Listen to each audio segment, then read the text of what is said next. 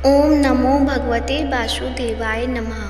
बृहस्पति या गुरु को बुद्धि और शिक्षा का देवता माना जाता है। गुरुवार को बृहस्पति देव की पूजा करने से धन, विद्या, पुत्र व अन्य मनोवांछित फल की प्राप्ति होती है। गुरुवार को भगवान बृहस्पति की पूजा का विधान है। इस पूजा से परिवार में सुख शांति आती है। जल्द विवाह के लिए भी गुरुवार का व्रत किया जाता है। तो आइए आज सुनते हैं बृहस्पतिवार की कथा। प्राचीन काल की बात है। किसी राज्य में एक बड़ा प्रतापी और दानी राजा राज्य करता था। वह प्रत्येक गुरुवार को व्रत रखता एवं भूखे और गरीबों को दान देकर पुण्य प्राप्त करता था। परंतु यह बात उसकी रानी को अच्छी नहीं लगती थी। वह ना तो व्रत करती थी, ना ही किसी को एक भी पैसा दान में देती थी और राजा को भी ऐसा करने से मना करती थी। एक समय की बात है, राजा शिकार खेलने के लिए वन चले गए थे। घर पर रानी और दासी थे। उसी समय गुरु बृहस्पति देव साधु का रूप धारण करके राजा के दरवाजे पर भिक्षा मांगने आए। साधु ने जब रानी से भिक्षा मांगी तो वह कहने लगी कि हे साधु महाराज, मैं तो इस दान और पुण्य से तंग आ गई हूँ। आप कोई ऐसा उपाय बताएं जिससे कि सारा धन नष्ट हो जाए और मैं आराम से रह सकूं। बृहस्पति देव ने कहा कि हे देवी, तुम बड़ी विचित्र हो। संतान और धन से कोई दुखी नहीं होता। अगर धन अधिक है तो इसे शुभ कार्यों में लगाओ। कुंवारी कन्याओं का विवाह कराओ, विद्यालय और बाग बगीचे का निर्माण कराओ, जिससे तुम्हारे दोनों लोग सुधरेंगे। परंतु साधु की इन बातों से रानी को खुशी नहीं हुई। उसने कहा कि मुझे ऐसे धन की क्या आवश्यकता नहीं है जिसे मैं दान दूं और जिसे संभालने में मेरा समय नष्ट हो जाए। तब साधु ने कहा, यदि तुम्हारी ऐसी इच्छा है तो मैं जैसा तुम्हें बताता हूँ तुम वैसा ही करना। गुरुवार के दिन तुम घर को गोबर से लीपना, अपने केशों को पीली मिट्टी से धोना, केशों को धोते समय स्नान करना, राजा से हजामत बनवाने को कहना, भोजन में मांस मदिरा खाना, कपड़ा धोबी के यहाँ धुलने डालना। इस प्रकार 7 बृहस्पतिवार करने से तुम्हारा समस्त धन नष्ट हो जाएगा। इतना कहकर साधु रूपी बृहस्पति देव अंतर्ध्यान हो गए। साधु ने के अनुसार कई बातों को पूरा करते हुए रानी को केवल 3 बृहस्पतिवार ही बीते थे। उसकी समस्त धन संपत्ति नष्ट हो गई। भोजन के लिए राजा का परिवार तरसने लगा।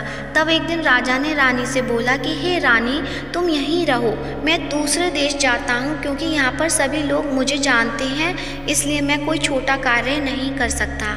ऐसा कहकर राजा परदेश चला गया। वहाँ वह जंगल से लकड़ी काट कर लाता और शहर में बेचता। इस तरह वह अपना जीवन व्यतीत करने लगा। इधर राजा के परदेश जाते ही रानी और दासी दुखी रहने लगे। एक बार जब रानी और दासी को 7 दिन तक बिना भोजन के रहना पड़ा तो रानी ने अपनी दासी से कहा कि हे दासी, पास ही के नगर में मेरी बहन रहती है, वह बड़ी धनवान है। तू उसके पास जा और कुछ ले आ ताकि थोड़ी बहुत गुजर बसर हो जाए। दासी रानी की बहन के पास गई। उस दिन गुरुवार था और रानी की बहन उस समय बृहस्पतिवार व्रत की कथा सुन रही थी। दासी ने रानी की बहन को अपनी रानी का संदेश दिया, लेकिन रानी की बड़ी बहन ने कोई उत्तर नहीं दिया। जब दासी को रानी की बहन से कोई उत्तर नहीं मिला तो वह बहुत दुखी हुई और उसे क्रोध भी आया। दासी के वापस आकर रानी को सारी बात बता दी। सुनकर रानी ने अपने भाग्य को कोसा। उधर रानी की बहन ने सोचा कि मेरी बहन की दासी आई थी, परंतु मैं उससे कुछ बोली नहीं, इससे वह बहुत दुखी हुई होगी। कथा सुनकर और पूजन समाप्त करके वह अपनी बहन के घर आई और कहने लगी, हे बहन, मैं बृहस्पतिवार का व्रत कर रही थी। तुम्हारी दासी मेरे घर आई थी, परंतु जब तक कथा होती है तब तक ना तो उठते हैं और ना ही बोलते हैं, इसलिए मैं नहीं बोली। कहो दासी, क्यों गई थी? रानी बोली, बहन, तुमसे क्या छिपाऊं, हमारे घर में खाने तक को अनाज नहीं था। ऐसा कहते कहते रानी की आंखें भर आईं। उसने दासी समेत पिछले 7 दिनों से भूखे रहते तक की बात अपनी बहन को विस्तार पूर्वक सुना दी। रानी की बहन बोली, देखो बहन, भगवान बृहस्पति देव सबकी मनोकामना पूर्ण करते हैं। देखो, शायद तुम्हारे घर में भी अनाज रखा हो। पहले तो रानी को विश्वास नहीं हुआ, पर बहन के आग्रह करने पर उसने अपनी दासी को अंदर भेजा तो उसे सचमुच अनाज से भरा एक घड़ा मिल गया। यह देखकर दासी को बड़ी हैरानी हुई। दासी रानी से कहने लगी कि हे रानी, जब हमको भोजन नहीं मिलता तो हम व्रत ही तो करते हैं, इसलिए क्यों ना इससे व्रत और कथा की विधि पूछ ली जाए ताकि हम भी व्रत कर सकें। तब रानी ने अपनी बहन से बृहस्पतिवार के व्रत के बारे में पूछा।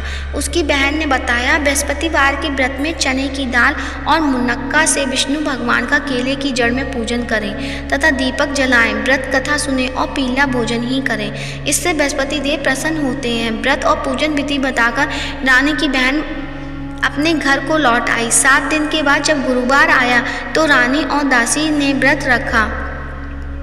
गुड़साल में जाकर चना और गुड़ लेकर आई, फिर उससे केले की जड़ तथा विष्णु भगवान का पूजन किया। अब पीला भोजन कहाँ से आए, इस बात को लेकर दोनों बहुत दुखी थे। चूँकि उन्होंने व्रत रखा था इसलिए बृहस्पति देव उनसे प्रसन्न थे, इसलिए वे एक साधारण व्यक्ति का रूप धारण कर 2 थालों में सुंदर पीला भोजन दासी को दे गए। भोजन पाकर दासी प्रसन्न हुई और फिर रानी के साथ मिलकर भोजन ग्रहण किया।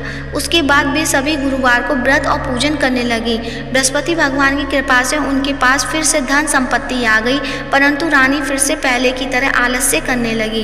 तब दासी बोली, देखो रानी, तुम पहले भी इस प्रकार आलस्य करती थी। तुम्हें धन रखने में कष्ट होता था, इस कारण सभी धन नष्ट हो गया, और अब जब भगवान बृहस्पति की कृपा से धन मिला है तो तुम फिर से आलस आ रहा है। रानी को समझाते हुए दासी कहती है कि बड़ी मुसीबतों के बाद हमने ये धन पाया है, इसलिए हमें दान पुण्य करना चाहिए, भूखे मनुष्यों को भोजन कराना चाहिए और धन को शुभ कार्यों में खर्च करना चाहिए, जिससे तुम्हारे कुल का यश बढ़ेगा, स्वर्ग की प्राप्ति होगी और पितृ प्रसन्न रहेंगे। दासी की बात मानकर रानी अपना धन शुभ कार्यों में खर्च करने लगी, जिससे पूरे नगर में उसका यश फैलने लगा।